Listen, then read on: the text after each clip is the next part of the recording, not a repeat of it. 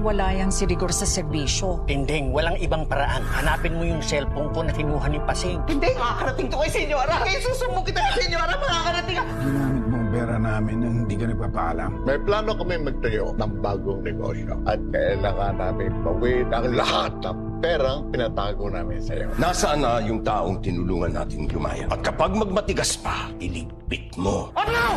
Yes! Sino ka ba? Ano ba atraso sa'yo? Akin wala! Pero kay Babons meron! Gold! Ngayon, ipararintang ko sa'yo ang ginawa niya kay Babons!